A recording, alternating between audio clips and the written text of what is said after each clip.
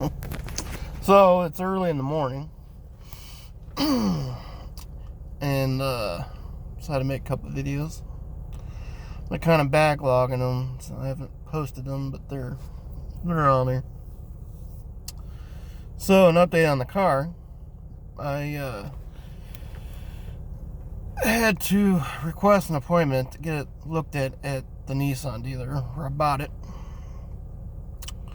and so that was like 2 weeks for to get in. So I dropped it off Sunday so they could look at it Monday. And about 11 o'clock, I call and say, hey, what's going on with the car or whatever. Guy's like, well, we don't know what's wrong with it. We think it's internal. We have to send it to the Dodge dealer.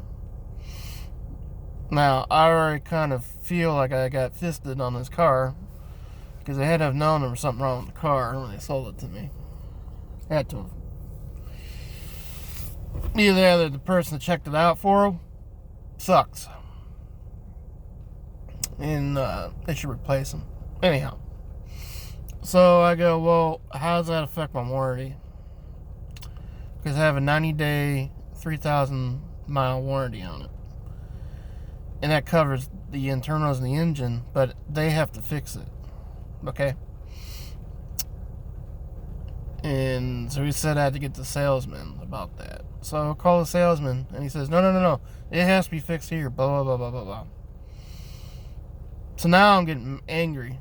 Because I told the guy, I said, well, your mechanic's like, I'm a Nissan mechanic. So I go call the mechanic, tell him what's going on. So he's like, well, let me go call them and check on this. And then he calls back and verifies it. Same thing. So at this point, I'm like, so you offered a warranty that you're not going to honor at all. So at lunchtime, I was looking for lawyers because I've had this deal before. And so I worked the rest of the day. And so at the end of the day, I called the sales manager because at this point I was going to pick up the car and bring it home and park it. Now, on top of that all, the car was 86, and when I see my title, it said 96. So I just spent 10 grand on a car that I'll be parking. So I'm already fuming over that. I guess I should have seen the purchase price. I let my guard down, unfortunately. Should have learned my lesson. Had one good dealer experience, and it wiped out my guard. So that's on me. Anyhow, so I talked to the sales manager, and he's like, no. As long as we send it, it'll be covered. And I was like, okay, well, you just saved yourself from a lawsuit because I was going to sue. Mine was going to spend on fixing it. I would have spent on a lawyer. Because at this point, I was done. I mean, whatever. So right now, as far as I know, they're sending it to the Dodge dealer, which I'm pretty sure it's internal, because I guess the Hemis have a valve and cam issue. They don't get enough oil or something. So I already know it's gonna be an expensive bill. So there goes my paint job. I was gonna be painting the doors. Now if I known all this from the get-go, I wouldn't have dropped that down payment on it. I would have took the down payment and fixed it. But here we are. So maybe by November I'll have this car sorted out. I don't know.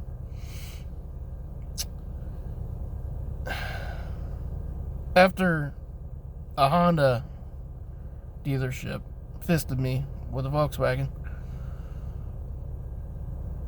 I always, I never went to these dealerships. I went to a Chevy dealer, and it was really good experience. And that really good experience made me, I guess, more trusting, I guess I could say. And now this experience has just put it all in new perspective. Because usually I go to, a local mom and pop dealership, Someone actually kind of cares, reputation. So, yeah. So, yeah, I'm pretty sure I'm going to have probably a three grand bill or so. So, that car was supposed to be cheap. When I did the numbers, I was like, oh yeah, a regular car like this is 13. I'm getting it for 8. And it's going to end up being 13. I could have bought a car complete. Not a cop car. Could have bought a complete car. So, I might still shop around up here and see if there's a shop that can do the repairs to it cheaper, because at this point, why am I going to pay them even more cash? Because they're going to be fixing it, so they're going to be getting some sort of profit off the repairs.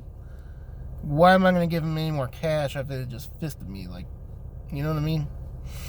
So, that's that.